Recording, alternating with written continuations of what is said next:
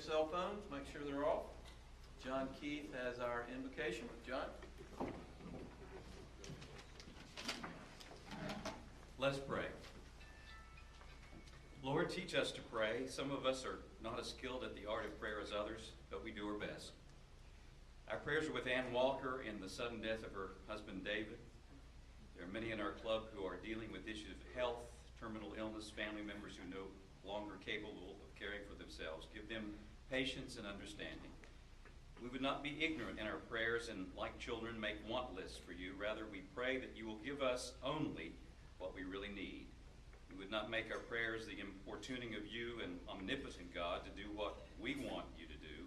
Rather, give us the vision, the courage that shall enlarge our horizons and strengthen our faith to the adventure of seeking you and your loving will for our lives. We thank you that you are hearing us even now. We thank you for the grace of prayer. We thank you for making yourself available to us through our prayer. Amen. Amen.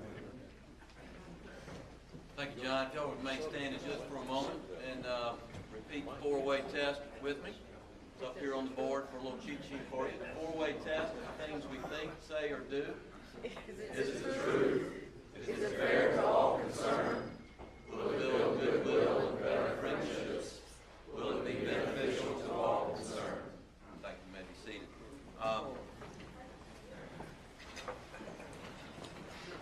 New year, and we're running a little behind on cart fund, as you know. That's one of our missions. So check out the bucket, put a little change or a few dollar bills in it, whatever you're led to do. Mike Gorman has fellowship, visiting Rotarians and guests.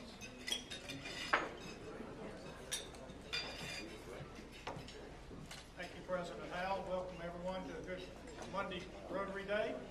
We do have some visiting Rotarians. If you'll kind of wave when I call your name so we can recognize you. From the Casey Club, Wade Sugar. He may still be in line because he saw him just before I walked in. From the Columbia East Club, Jim Hudson. Jim's over this side. Welcome again, Jim. From 5 Points, Randy Folks. Randy's also out there in the blue line, and probably also from 5 Points, Julian Wilson, because I was given this late. So here's one. Let's give still them all a welcome. If you're a Rotarian and you brought a guest today, would you please stand? We'll bring a microphone around to you, let you introduce yourself and your guest. We have you.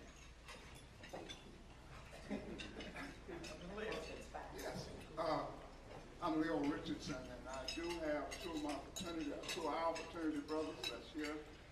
Present president of one of our chapters, Mr. D'Angelo, and Mr. Gaines. Yes, from the Alpha chapter. Any others that we might have missed?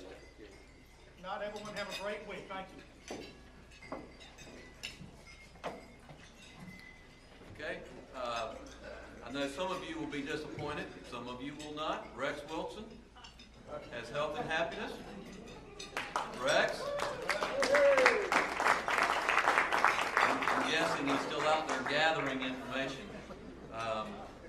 One of the things he asked me about were the details for David Evans, Ann's husband. And just, I'm sure he's going to give you a reminder. John, can you check with... for those of you who didn't get a email this morning, Ann Walker's husband, David Evans, passed away last week suddenly, and they are having a memorial graveside here in Columbia at the Elmwood Cemetery at 11 o'clock, if you're interested in going to that. And then also at 3 o'clock in the afternoon, Trinity United Methodist Church in Sumter, there'll be a service being held there. So please hold Ann up. I stole your thunder on that to give you all the information that you needed. But, so I'm buying time, as I say, which you're very good at doing. So anyway, y'all remember Ann, keep her in your prayers. And she's made some listings here if you want to remember in any kind of financial way, some scholarships and other things. I'll be glad to get that information. As a matter of fact, I sent it out by email, so it should all be there. Rex. Thank you. You'll all be happy to know the reason that I was held up was I was listening to Rusty tell a joke. And I'm going to repeat it. Aren't any of you worried? I am. Let's start with some news. Everyone remembers last week Meredith Gammon Atkinson did the blessing, and her work is PR for Whole Foods.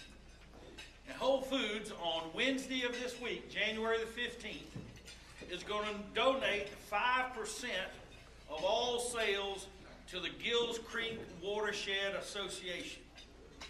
So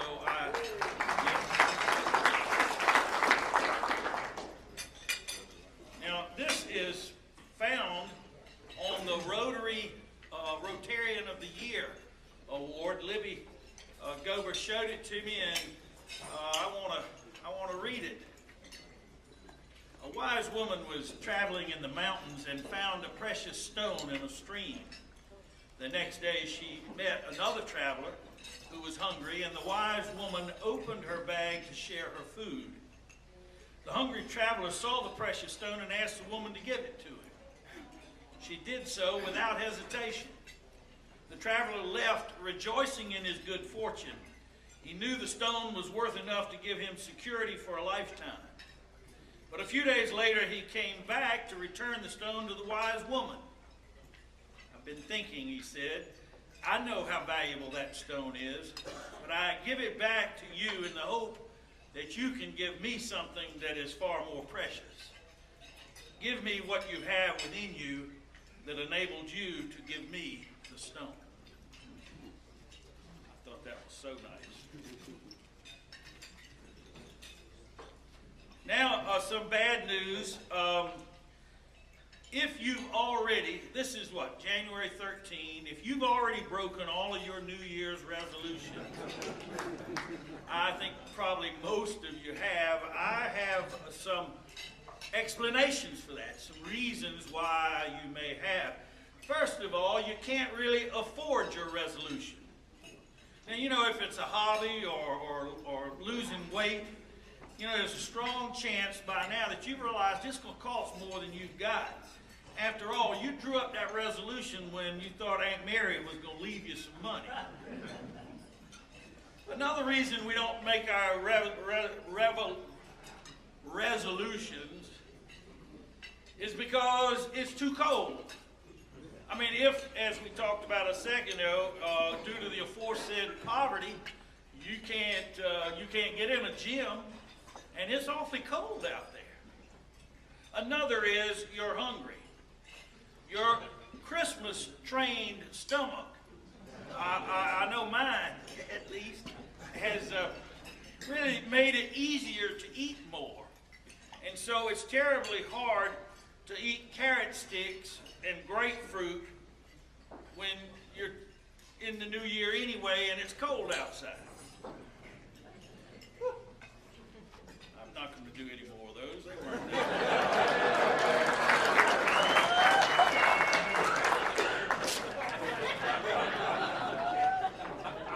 The reason I'm here today and don't have a tie on, as anyone can see, is because Robert Goings called my wife up on the telephone Saturday night late and got her to agree that I would do the health and happiness. When I called her this morning and wanted to know where the jokes were, she said, honey, I'm busy. So I went to the internet, and I won't make that mistake again. You know that you're in a church that Rex Wilson is the pastor of when you hear me say, I'd like to ask Bubba to take up the offering, and 5 men and 2 women get up.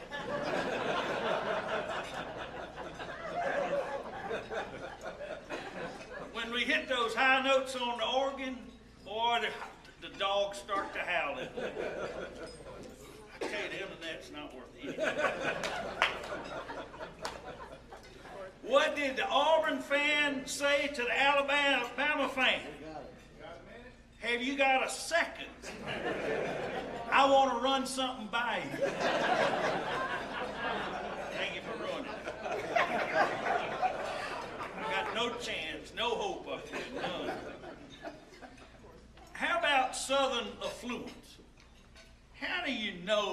a southern boy is really affluent, they got a swimming pool that's so big you can't inflate it with your mouth. I'll keep it. You might, this thing is really awkward, isn't it? Watch out for it, sir. You're going to have to put your notes to one side. You think barbecue is a verb meaning to cook inside. Wait a minute, I got to set it up. You might be a Yankee if you think barbecue is a verb meaning to cook outside. You might be a Yankee if you think Heinz ketchup is really spicy. You might be a Yankee if you don't have any problems pronouncing Worcestershire sauce. You might be a Yankee if you don't know what a moon pie is, or you've never had an RC Cola. You might be a Yankee if you don't see anything wrong with putting a sweater on a poodle. You have a poodle anyway. I mean, I assume people have them. I've seen them. I know poodles exist. You might be a Yankee if you'd rather have your son become a lawyer than grow up to get his own TV fishing show. You might be a Yankee if you've never planned your summer vacation around a gun and knife show. You might be a Yankee if you can't spit out the car window without pulling over to the side of the road and stopping it.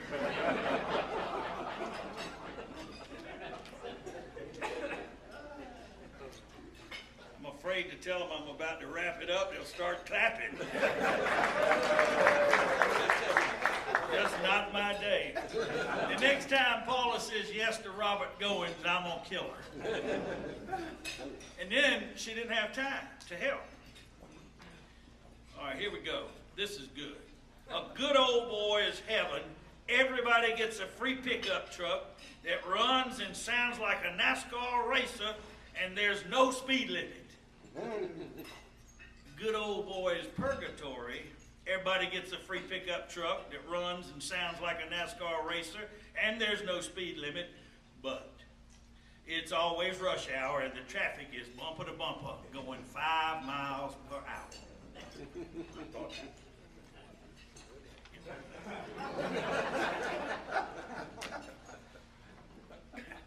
Your pickup has a 400-watt, 12-speaker sound system with 2 18-inch woofers and a 10 CD changer.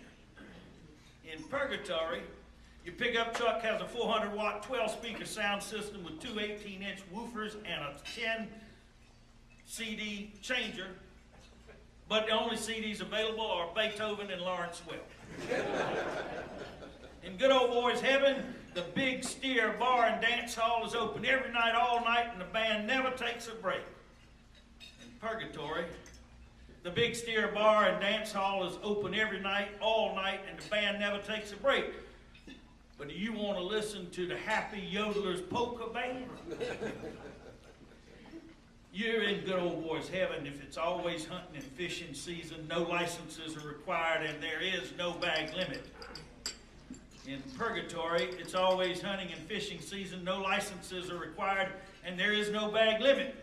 But there's nothing to hunt, and there aren't any fish. Last one.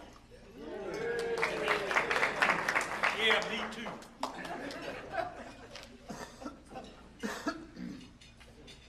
In good old boys heaven, there's Monday night football every single week all year long, and there are Super Bowls 4 times a year. In purgatory, there's Monday night football every single week all year long, and there are Super Bowls 4 times a year, but they're always preempted by the Women's Bowling League tournament. I'm glad to be done.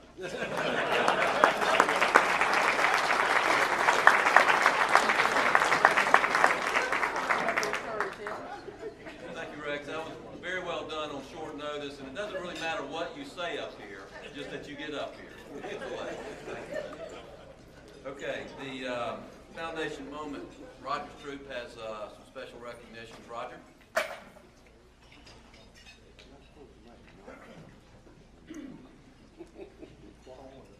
Thanks, President Howe. I'd like to have Reese Williams and Steve Morris join me up here, please, if you would. We have some recognitions, as you all are aware.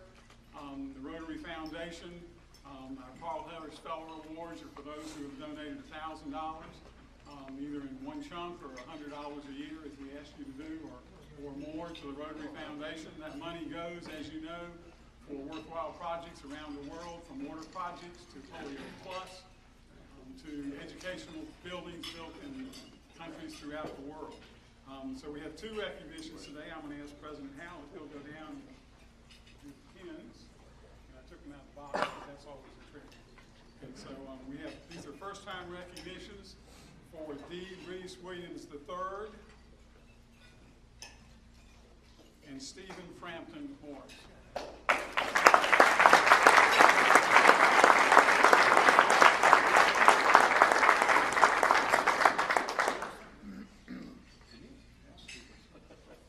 Congratulations.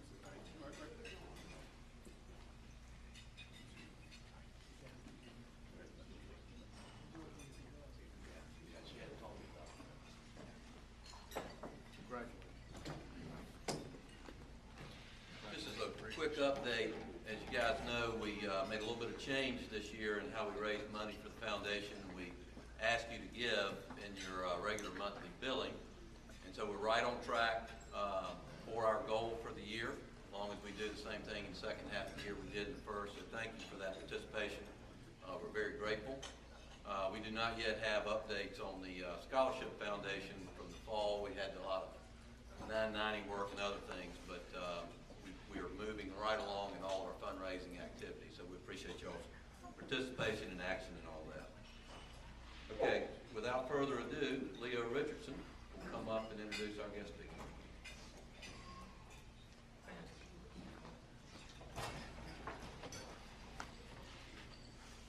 Thank you so much, Harold. Excuse me. I am more than delighted to have the privilege of introducing a young man that was a student at Savannah State when I was the head football and basketball coach there. After I came back to South Carolina a few years ago, I went to Savannah State, ran into him, and immediately he reminded me of something that I didn't do in terms of saying something to one of my players. So you know how they talk about you once they see you do something. But anyway, he was a student there, and he also reminded me, you remember when we were here, we left dinner and came straight to the gym so that we could get a seat during the basketball game. Because the gym would only seat about 2,500, and we had about 3,000 or 4,000 students, and they had to get a seat, so that was good news to be reminded of. What's important about superintendent is his passion for his profession. He had this passion when he was a student at Savannah State. He had a BS degree in social science education. He got a master's degree from the University of Georgia. He got a master's and a PhD from Georgia State University.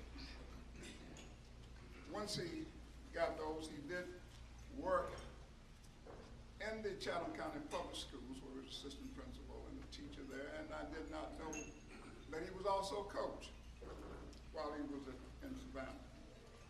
I'm sorry, no, he was not a coach in Savannah. He was a coach when he worked in the DeKalb school system as assistant principal and as a teacher there, and he was a coach there too. From that position, he left and went to Dayton, Ohio, where he became superintendent. Stayed there for a few years, and we finally got him to come to Columbia. He's been with us for 6 years.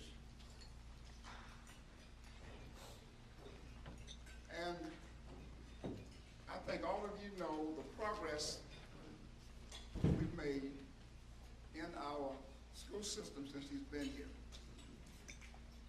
We're delighted to have him with us. One of the things that he's done since he's been here, he chairs the United Way as we speak. He has developed a strategic plan for Richland School District 1 that all of us need to look at and be proud of where we are headed. What we hope would happen is to see the changes in our school system. And I think if you read most recently how our schools have gone up and how our student population has increased, that's a testament to his passion and his devotion to our school district in Columbia. Please join me in welcoming us, Dr. Percy Mack, as our speaker today.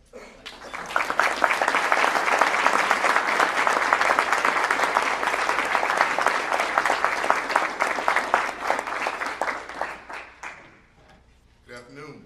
Good afternoon. It's a pleasure being here with you today and to have an opportunity after 5 years, I think it was about 5 years plus ago, that I came to speak to this Rotary about what we were going to try to do in Columbia, as we focused on literacy and reading and try to make the improvements that would help all of the boys and girls within our school system, because my belief is that all means all, and that we have to work to improve the lot of all of our students. As I closed the last time, President Stevenson, I asked the question, how many folks had ever ridden on the Greyhound bus?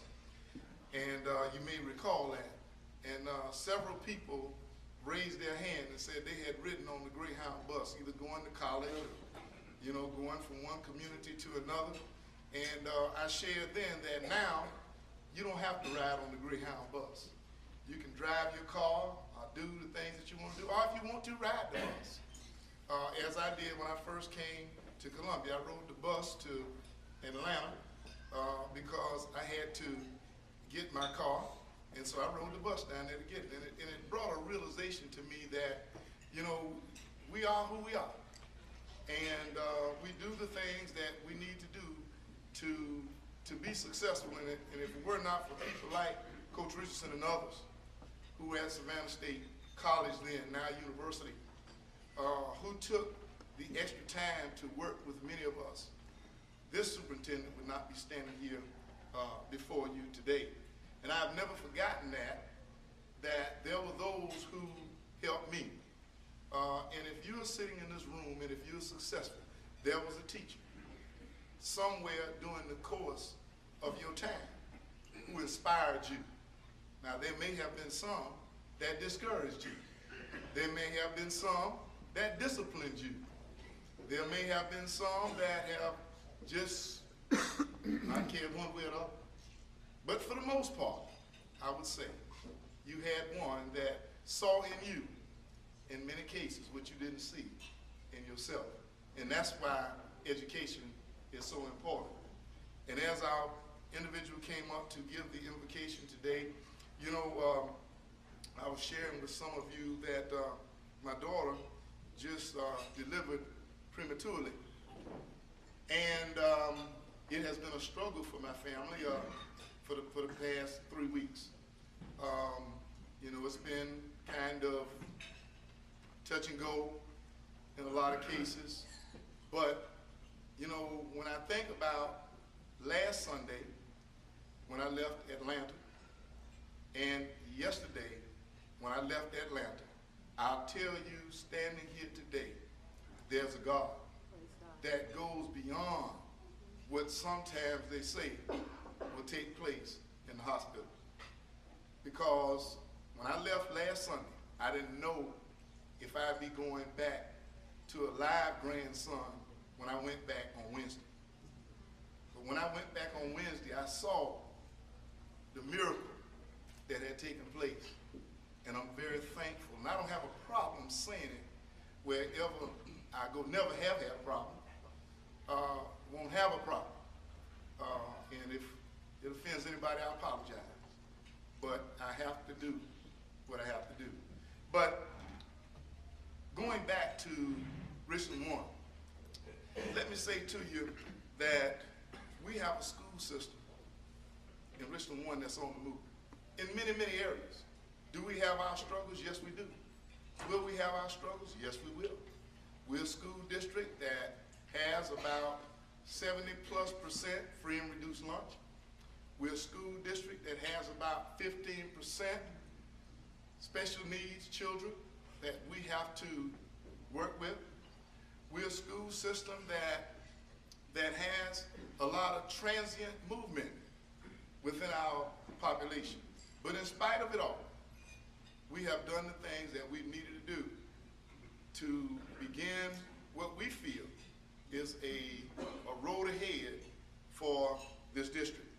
I'd like to take this opportunity to commend our Board of School Commissioners, now led by Mr. Aaron Bishop, who's also a graduate of Savannah State, Mr. Vince Ford, who's the Vice Chair, Cheryl Harris, who's the Secretary Treasurer, Mr. Jamie Devine, who's our former Chairman, Ms. Susie Dibble, Ms. Beatrice King, and Ms. Pamela Adams are members of our Board of School Commissioners. And these individuals working with the administration have allowed us to do some things and see some things that we feel will move us in the appropriate direction. From 2002 to 2008, Richland School District 1 lost approximately 2,000 students during that time period. And that's tough on any district or any organization when you have that type of movement. In the last 5 years, we have been steady. We have not lost any of our population in the last 5 years. As a matter of fact, our kindergarten population in the last 2 years have been the highest that we've had in Richland School District 1. And we are very appreciative of that and understanding that individuals are seeing that and wanting to come back or stay within our school district. In 2008, we were averaging about $46 million in scholarships to our students in Richland School District 1. On last year, our students received nearly $53 million in scholarships to attend colleges and universities around this country. We had 3 Gates Millennium Scholars. Now, what is a Gates Millennium Scholar? The Gates Millennium Scholar is a student that has probably the top scholarship in the world.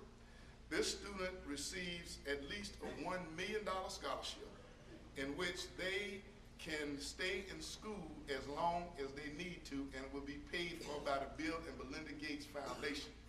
In other words, if they start out at college and they want to be a medical doctor, the Gates Foundation will pay throughout their time to become a medical doctor. And they are paid room and board, tuition, transportation, and snacks. Now that's pretty good. That's better than athletic scholarship. They don't have to take any hits. All they have to do is do their work. Last year, Richland 1 had 3 Gates Millennium Scholars. There were only 10 Gates Millennium Scholars in the state of South Carolina. So we had nearly 1/3 of the Gates Millennium Scholars in the state of South Carolina in Richland School District 1.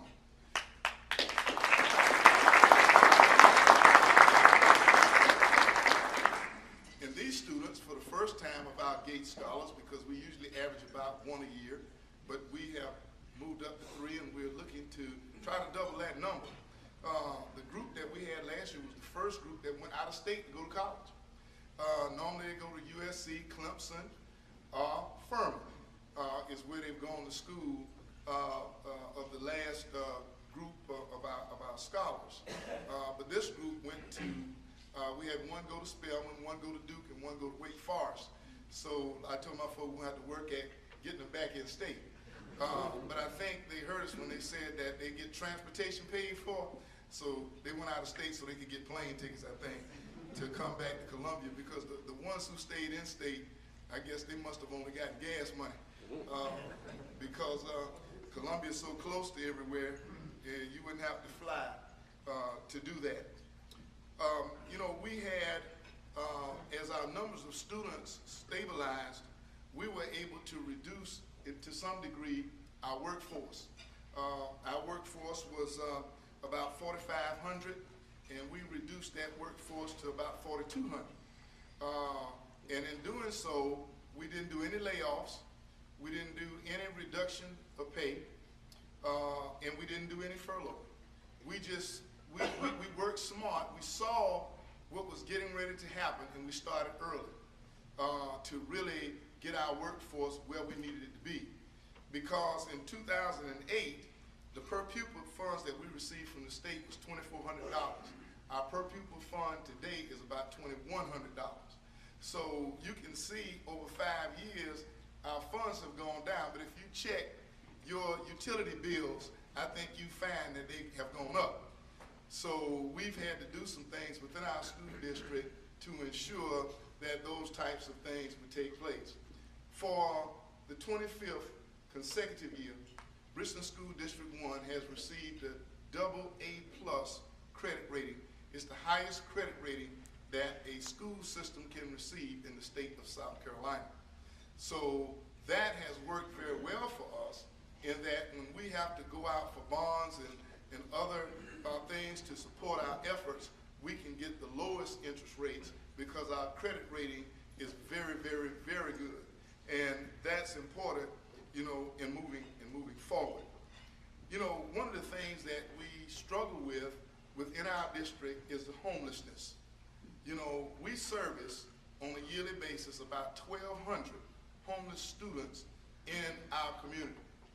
Now, many of us have had the good fortune that we have gone to school, and come back home to the same house as long as we were with our parents.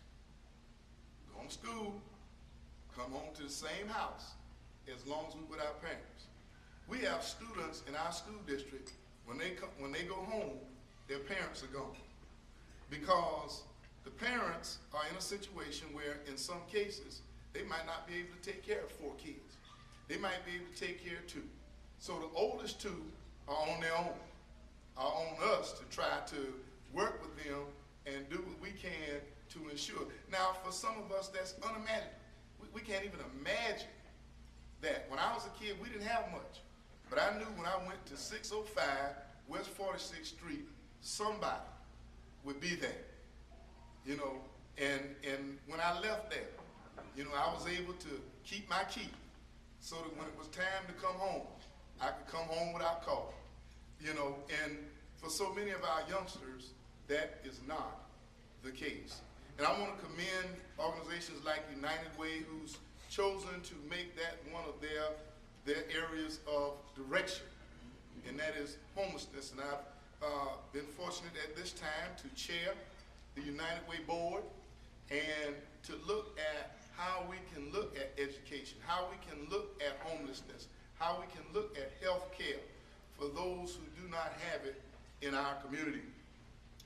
This year, I want to commend our workers at Richland School District 1, because not only are we an educational organization, we're a community organization. Our school system gave nearly $90,000 contributed to United Way of the Midlands this year, which is the highest amount of any school district in the Midlands. And our people have always worked to that end because they understand that our children struggle. And so our employees this year gave over $90,000 to the United Way. They gave over $50,000 to breast cancer. And we participated in the walk, the breast cancer walk this year. We had a teacher who started the year with us, who died from breast cancer after about 3 weeks of school. She came to school. Now, that's dedication. That's dedication. She knew she was sick, but she came to school to start the school year hoping that she could go the distance, but it wasn't to be. But that's the commitment that we have in our folks in our school district. But to give over 50,000 to that cause, you know, we gave nearly, well, a little over 20,000 to the March of Dimes from the employees of Richland School District 1. You know, our people don't just work. They are part of this community. They share what they get. Many of them don't get a lot, but they share what they get to support this community and those in this community who have challenges.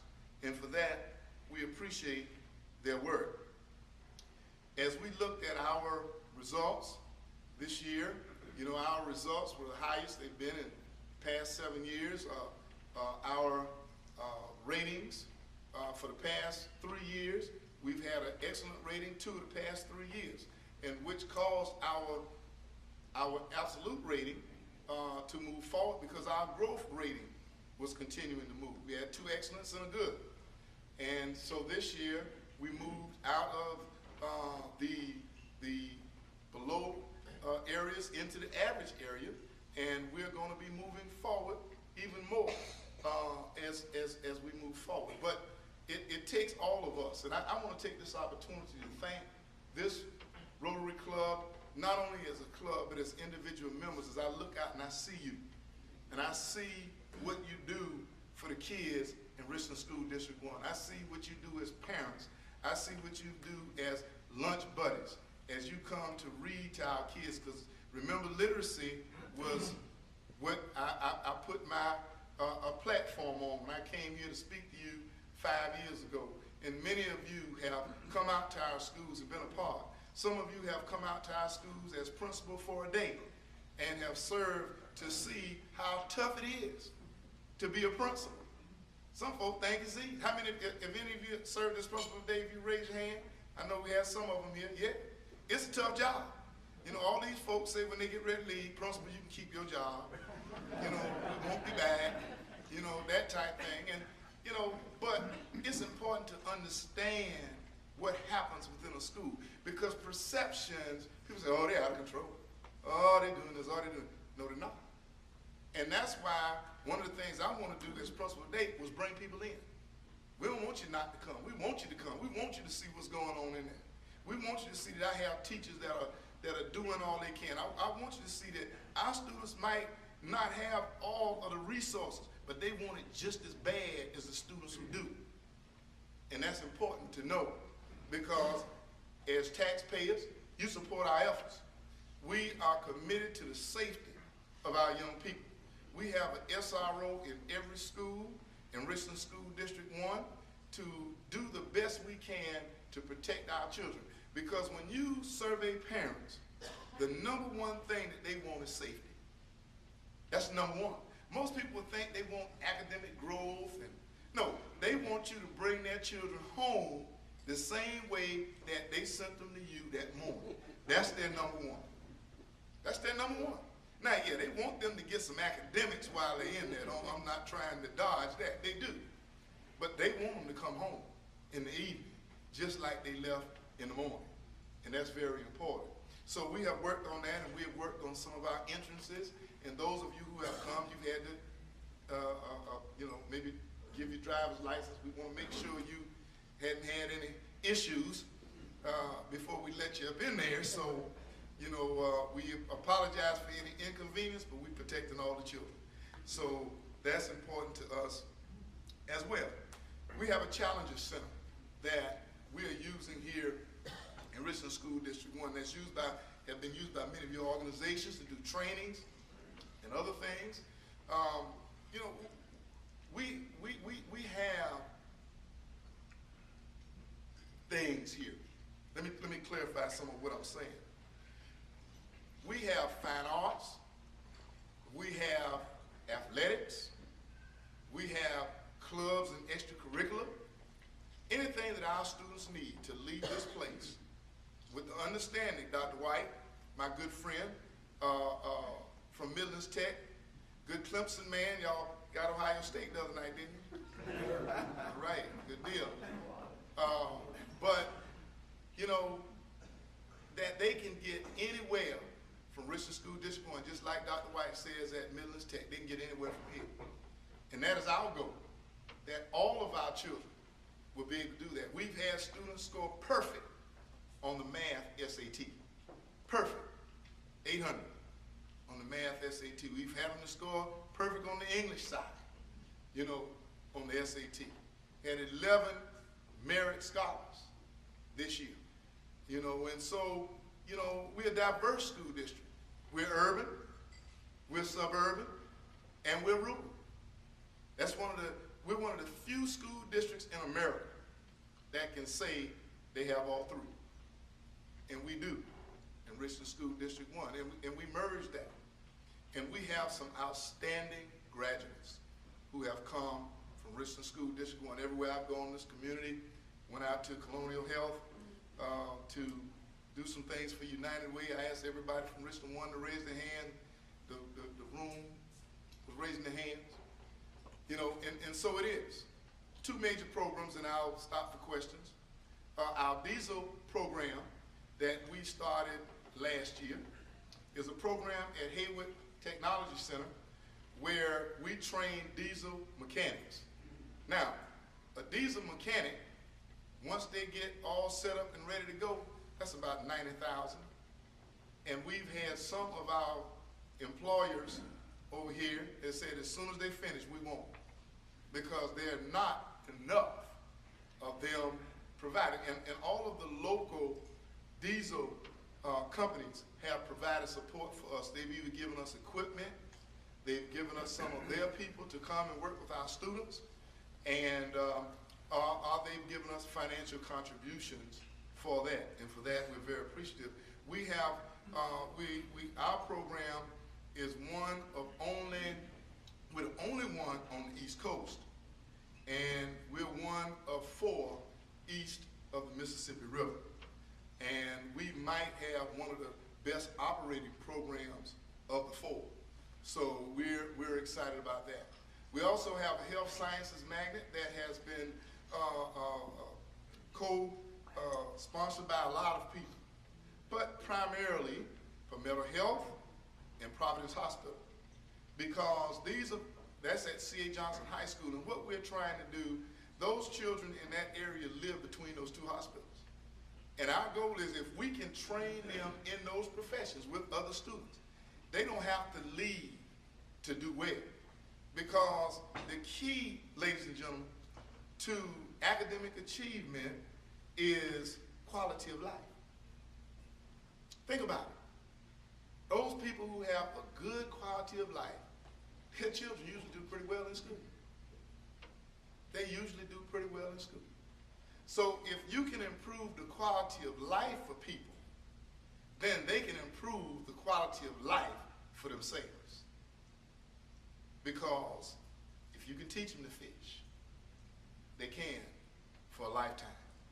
You know, again, let me thank you all again for all that you've done for us in Richland School District 1. If you hadn't gotten started, see Regina Brown. She's a drill sergeant. When those folks come in to E.E. Taylor from Palmetto Health, she's checking them off. All right, you're in classroom so-and-so, you're in classroom so-and-so, you're in classroom. You didn't come last week. Let's work on that.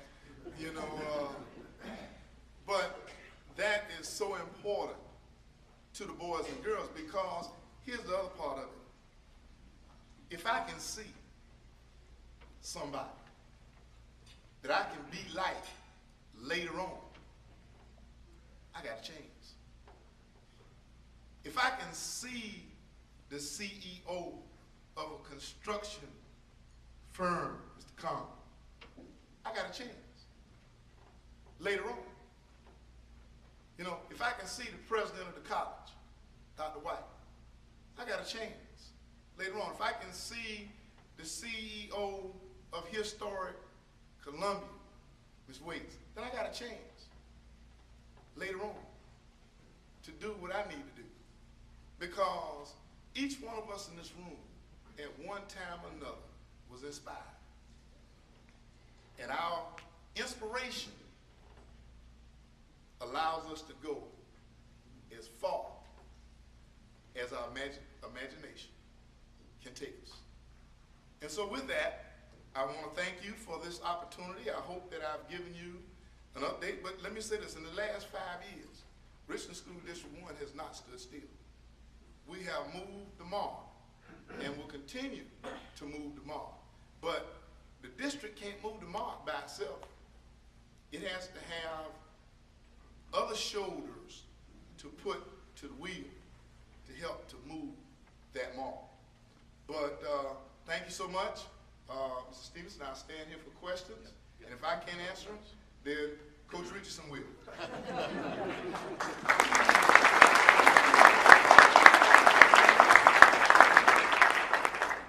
Thank you very much for all you've done for our community. What are your plans for continuing to add to what parents do for your school system? Parental involvement. It seems like that is something most of us grew up with, but these children sometimes don't have. How can you get the parents more involved? One of the things we put in our strategic plan is parental involvement, and it was in our last plan and the one coming forward, because we have to understand that you gotta have it. We had it. My mother walked down to the school. We didn't have one automobile, and my dad had it, and he was off to work. So my mom walked down to the elementary school and the middle school to be involved in my education. We have to do that. What we've had to do is look at how we schedule things. We've had to sometimes do things around the parent schedule. Sometimes we've had to go to their neighborhoods to help them to be a part. Because we do understand, we have some parents that's working hourly. When they don't go, and they working 2 or 3 jobs, so when they don't go, they don't get paid. So what we have to do is look at how we do some things. We're doing some partnering with our faith-based community, because we do know on Sunday that's a pretty captive audience in a lot of our communities, and we're working with our ministers to really help us to get those parents involved. We're sending information to the church so they can send it out in their materials and what have you. So it very much is an important aspect of what we do. I had to go down for my granddaughter's induction into the National Honor Society, and my daughter said, well, Dad, you don't have to come. I don't want you on the road, blah, blah. I said, that's how I was raised. I said, if my mother would have been there. My father might not have been there because he was working at the plant or wherever else, but someone from my family would have been there. So I said, hey, I'll be on the way, because and so we have to bring parents back involved in this process so that we can get better support from them. But we are changing our times. We are getting information to them in different ways. We are texting them. We are getting information to parents the way they receive it now, rather than with us it was just a phone call. That's not how it works anymore. So we've had to change our strategy as well. Yes, sir. First, you're doing some really innovative things at Lower Richland. Yes, sir. Transformative way we're doing education. Could you talk a little bit about that model and what's going on there? What we're doing at Lower Richland High School with Transform South Carolina is looking at Ingenuity is working with us. We're looking at how we can help our youngsters have the skills that the employer wants. And I was at Boeing, went down for a presentation there, and they talked about the soft skills. Customer service, working with others, coming to work every day, coming to work on time. The things that our generation took for granted. I mean, that's what we were gonna do. But this generation, this whole different ball of wax now. So, but what we're doing is we're bringing in those agencies. We're bringing in International Paper. We're bringing in other agencies into the schools to work with the children to tell them exactly what's being required, what's being expected, so that it won't be, well, when we come to work, we don't know what we're supposed to do. Yeah, you know what you're supposed to do, because we're going to start you at high school, not just at college when you get there, but at high school. And so those companies are coming in and doing some work. Computer companies, scientific control companies are coming in and supporting those students, both allowing their employees time off to come in and train and work not only with the students but with the teachers. So we're looking for some great results from that program. It's one of our flagship, and we're putting a lot of stock in it because, you know, one of the things, it's like I said about lunch buddies. If they can see you, then they can see what they want to be. I know statewide we have a decrease in dropout last year. Did you in your district, and are you going to be able to improve that even more? Yeah, one of the things that we face with the dropout rate, let me tell you how that works a little bit. The dropout rate is if you cannot find a student, they are considered a dropout. Now, that doesn't mean they dropped out. That means you can't find them. For instance, if let's say a student left your district and went to Atlanta, that student could have graduated valedictorian from the school they went to. But if you can't get the paperwork showing that you know where that student went, it's on your book as a dropout. Now, so one of the things we've looked at is when students come in from the middle school, once you put them on the roll, they become yours for 4 years.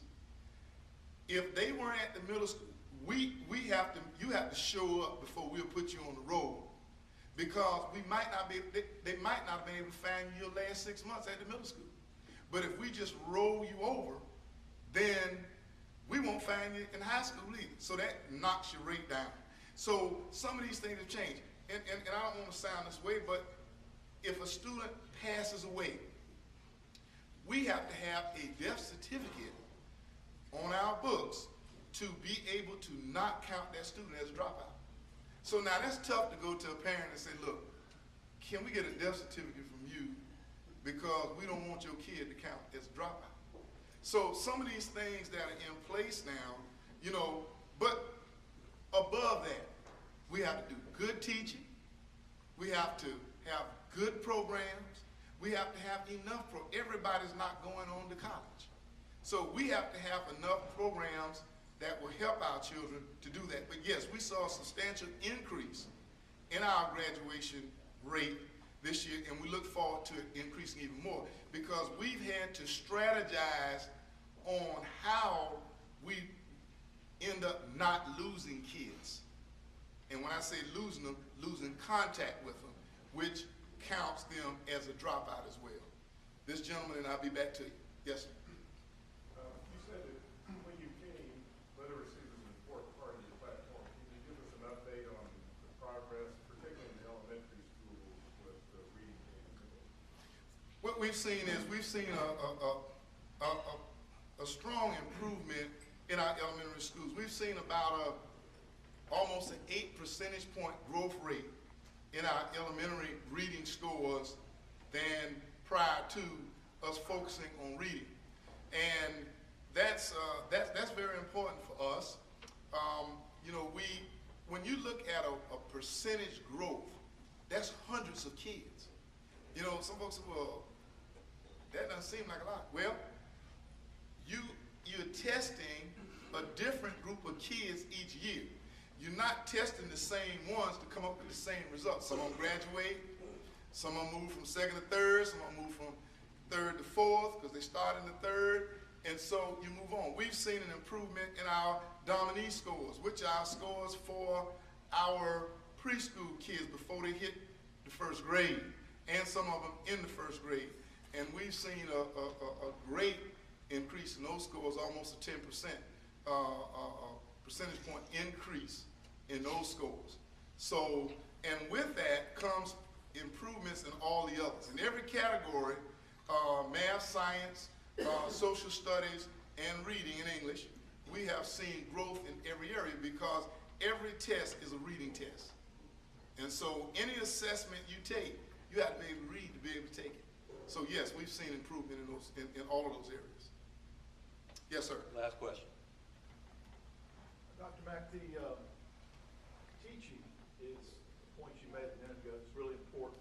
We don't have much time for the answer. I might talk to you afterwards. Sir. What more compensation to your teachers. I feel like there's such a bureaucracy that we have to fund, and the governor's talking about more resources, substantially more resources going into education. I'd like to see a lot of the dollars end up in the pockets of our teachers. That's one of the reasons why when we looked at our workforce and how we reduced almost 300 people, that was one of the things we did because we knew we wanted to support our teachers and support the classroom. We want to put our funds in the classrooms. And so what we've done is we were probably the only school district in the state that did not furlough or reduce the pay of our teachers. We maintained it. My daughters work in Atlanta. Their school district had a 6.75 teacher pay reduction over the last year. So they took home 6.75% less money than they did the year prior. We did not furlough because we did not want to take pay away from our teachers, and we did not reduce pay. Now, should there be some focus on improving? Yes, sir, there should. I went out to Dr. White's campus out in the Keenan area, North Main, and we talked about salaries for people once they finish. 40 to 80. I don't have a teacher that starts at 40. And that's sad. You know, I couldn't tell those kids that was sitting there in that room that if they went through this program for 2 years, they're going to make more than their teachers make, and they're going to be working for them. Because my teachers start in an average of about $35,000. That's what teachers start at, ladies and gentlemen. These people who go beyond, do the things they do, take money out of their pocket to do things for children, that's where they start out. And until we fix that, we're going to have problems. The folks say, well, why don't you get the best teachers? Well, I'll give you an example. Young lady who finished school with me in mathematics, Linda Lee, never taught a day in her life. Why? Because the Colgate out of Cincinnati came down to Savannah State, scooped her up, and took her back up there to work because they were going to pay her far more money than she was going to make teaching mathematics. And she never taught a day in her life. She just retired from Colgate a couple of years ago. And you still working. And I'm still working, Coach.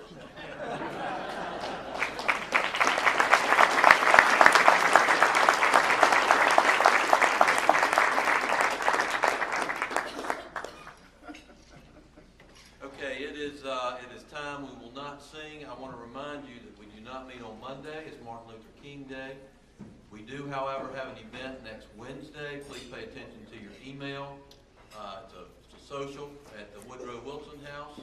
And so please try to come. It's basically a Rotary cocktail party. Just come and meet and have some time and have some fun. Getting to that. And then we have Ray Tanner the following Monday. Those are two great opportunities to bring guests. We're going to have an emphasis on new members and inviting people to come. We've got two good things to do. Pay attention to email. Have a great week.